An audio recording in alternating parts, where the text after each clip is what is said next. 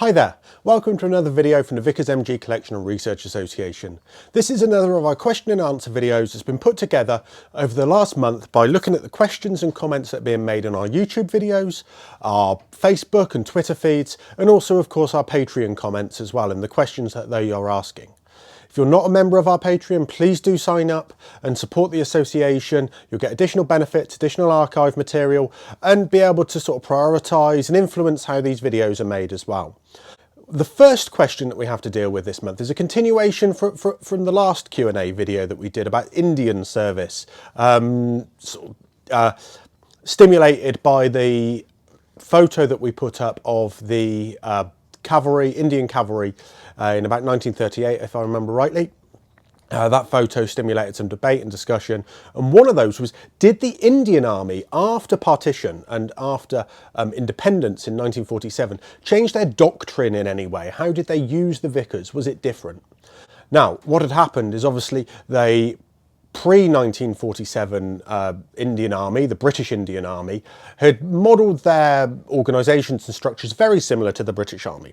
So what you had was machine gun platoons supporting it within the support company of an infantry battalion, machine gun companies pre-Second World War, and you also had machine gun battalions as well, so whole battalions converted to just machine gunnery. Now that largely continues in the post-independence and post-partition Indian Army post-1947. And what takes place is you have the Maha Regiment, and that have their crossed Vickers as a cap badge, and they remained as a machine gun battalion and took on some of the lineage of machine gun units because the Indian Army was big enough to do so. The British revert back to platoons and support companies. However, the main changes in doctrine are actually during the Second World War. The Indians, because of having a platoon within the infantry battalion, they stick with a fire support platoon rather than machine gun battalions, and they issue their own version of Part 3 of pamphlet number 7 of the Small Arms Training, and they have it for so whereas the British, Canadian, and Australians have this as fire control. They actually have this focused on the fire control support platoon. So it really only looks at 4 guns and what 4 guns can do in terms of indirect fire. Usefully alongside that is a Roman Urdu version of that as well. So it's Roman text, but written in Urdu language to enable it to be read and taught. So it's actually quite phonetic, if I remember rightly. So they issued their own versions of that. But so they largely use the Vickers in small actions, not major barrage fire or anything like that.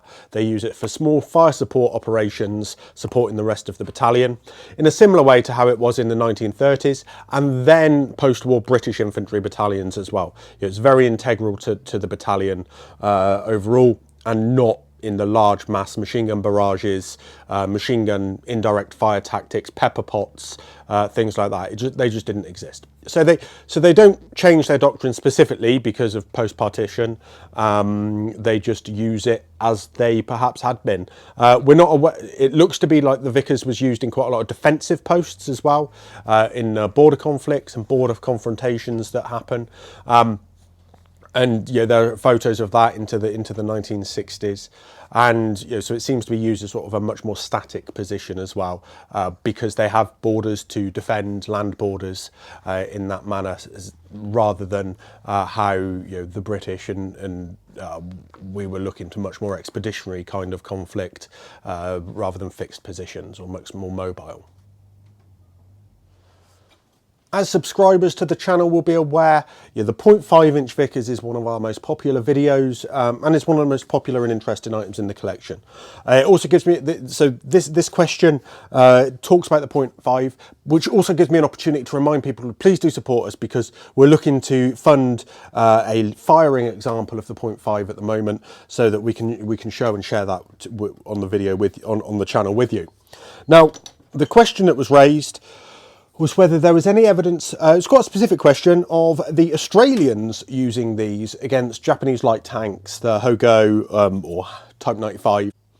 Now, from what we can find, there isn't any evidence of such, but the Australians did successfully knock out Japanese light tanks using the Boy's anti-tank rifle. And looking at the armour on the Hogo, it's 12mm thick, which would have been within the 15mm penetration. So the Hogo is actually only designed to stop armour piercing 7.7mm, so 303. It's not designed for anything bigger, so it's only 12mm. This will go to 15mm, and therefore if there was tank-on-tank engagement between the Mark 6B light tanks or anything armed with the 0.5-inch Vickers, look, there could have been earlier on, so we sort of look back to see whether there was any tank-on-tank conflict in Malaya, Singapore, and doesn't seem to have been. That might just be our poor research, but it doesn't seem to have been. If there were, this would have been successful against it. The tank-on-tank actions where the Type 95 is involved seem to involve Shermans, with the Americans, M3A1 or M3 light tanks as well. If you do know of any tank-on-tank action, we'd really like to hear about that. It's always interesting to understand the 0.5, its actions and involvement as much as possible. Another of the questions that's come up focuses on our Vickers K guns. Again, one of our second most watched video so far, after the belt-fed brutality video, which is a little bit of an exception, was about whether the 100-round drum mag for a Vickers K had to be had to have reduced load to 97 rounds. Now, there was some element of confusion because that was a confusion between the Lewis light machine gun, Lewis machine gun, in its aircraft magazine. So we have the ground magazine, land service magazine, with 47 rounds. It basically doubles in height for the 97 rounds, but it seems that from a little bit of research as well, the original trials magazines for the Lewis were actually in 50 rounds, not 47. So this might answer that question, why 47 rounds? And it seems to be that because they were in 0.30. So the American Lewis, American designed Lewis was in 30-06, M1906, 30 caliber ammunition.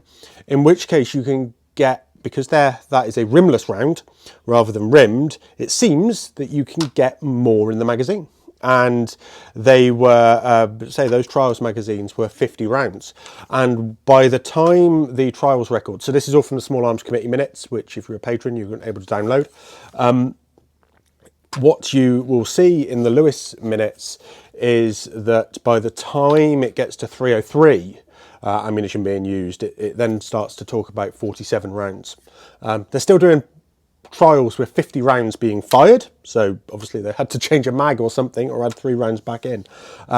But yeah, so these hold 47 and 97 in the aircraft magazine, the Mark II magazine, whereas the Vickers K gun magazine really does hold 100 rounds.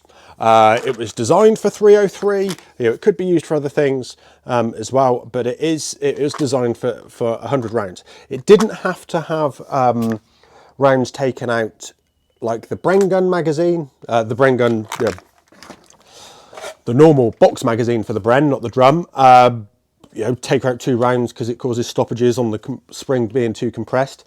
Because the spring in a Vickers K mag isn't compressed until you tension it. And to do that, so it's really easy to load. This one, is it under tension? It feels like it might be under tension actually. So what we have to do is undo that. And you can just see it's not under tension too much actually. That it's just been tensioned to take off the to allow it to sort of close up. But this, if you spin it, the coil spring that sits in the middle of the magazine will tension up, and that's what gives the magazine, that gives the rounds the sort of the pressure, the energy to come out. So it's under that tension end. You can just see that handle is now tense. There would be a fitting on the side of the Jeep for Jeep Vickers K mags.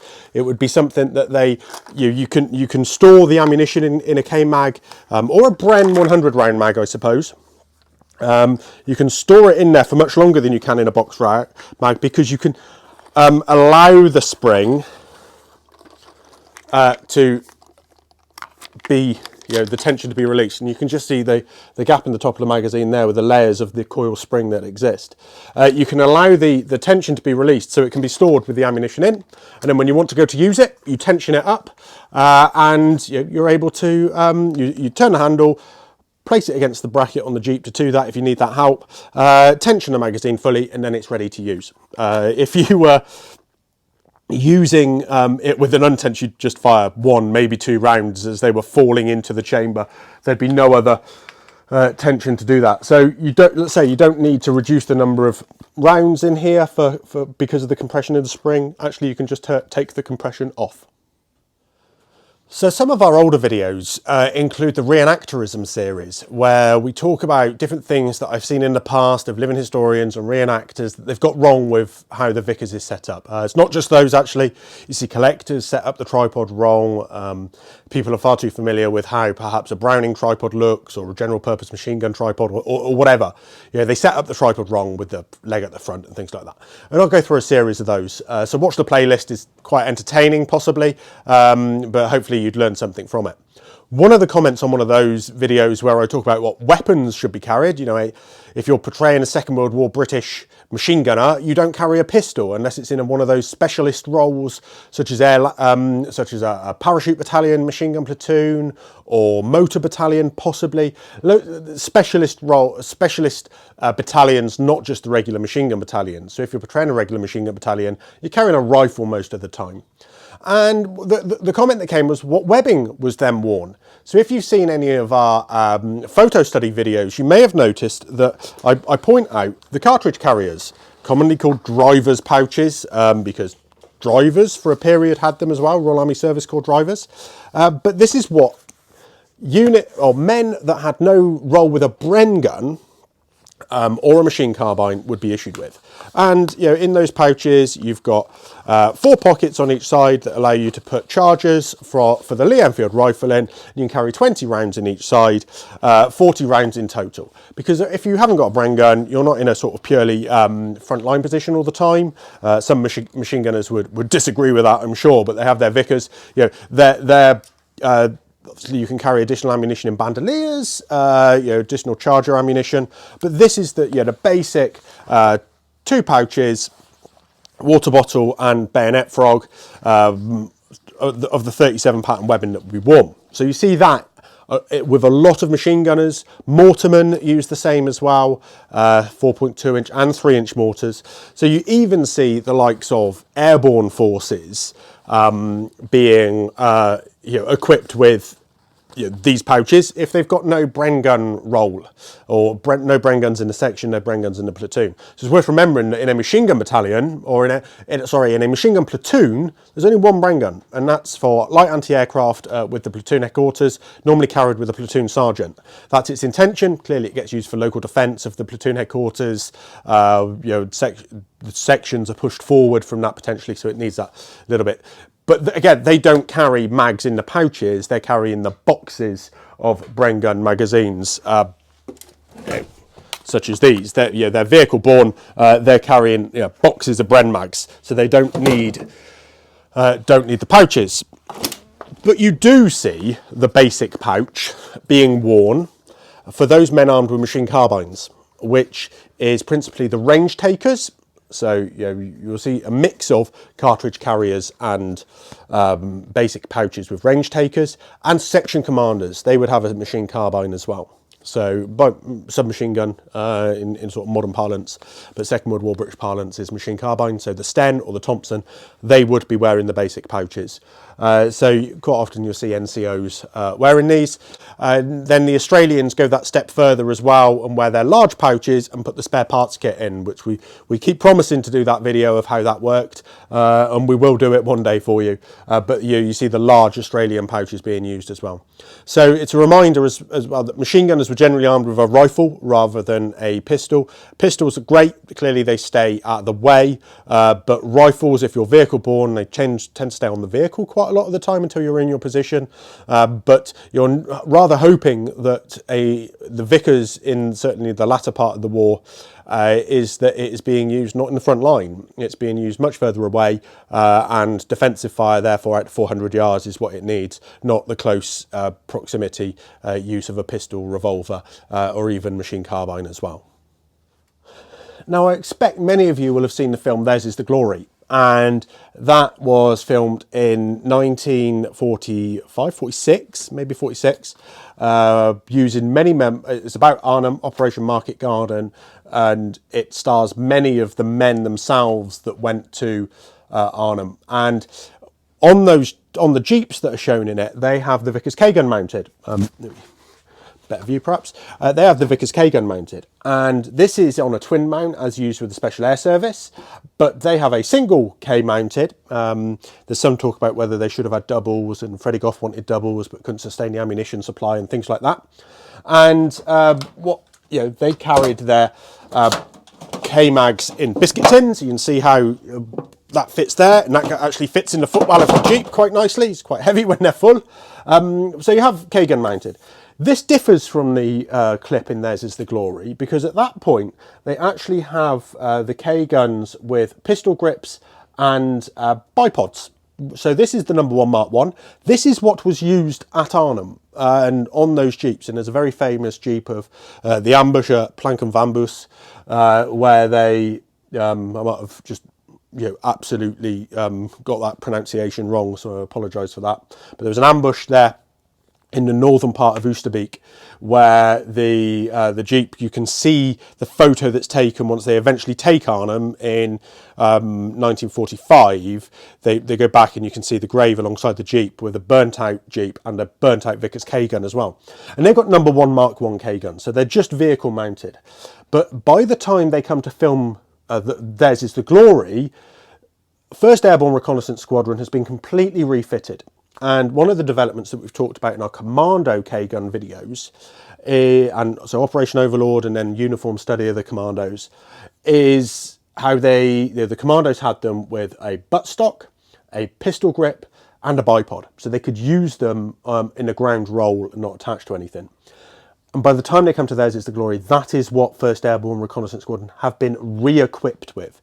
So they're much more able to dismount it from the Jeep and go and use it in that dismounted role. Now so this is difficult. You can't fire this from the shoulder. You literally just have the grip here. Made for originally firing in the aircraft, and you've got nothing to rest on. But when 1st Airborne Reconnaissance Squadron do move into their perimeter positions toward the end of the battle, they do still have some of these K guns, so they do dismount them and put them into sort of all semi-fixed positions. But it's not something that perhaps is as familiar or is as frequently happens as perhaps it's portrayed in Theirs is the Glory, where I think it's a subaltern dismounts the K from the Jeep and goes and sets it up. With every reconnaissance reconnaissance squadron Jeep, there were 5 men, 2 Bren guns for those men, 1 rifle, and 2 Sten submachine guns. So they had plenty of automatic firepower without having to dismount the K, because it also isn't that quick to dismount from the SAS mount. It is quicker to dismount from the Airborne Reconnaissance mount because it's a twist and pull up. It's a sort of notched mount rather than no bolts or anything involved. This whole thing comes off quite easily on those mounts, so you could do it, you can dismount it easier, but it doesn't seem to be that was what it was intended or designed for, like seems to be portrayed in the film. I'm sure they did it, and I'd have to check John Fairley's Remember Arnhem a little bit more detail to find out the details of where they did it. But from what I recall, it's when they start to form the perimeter. It's not part of the anti-ambush drills to detach the K and start to use it in that way.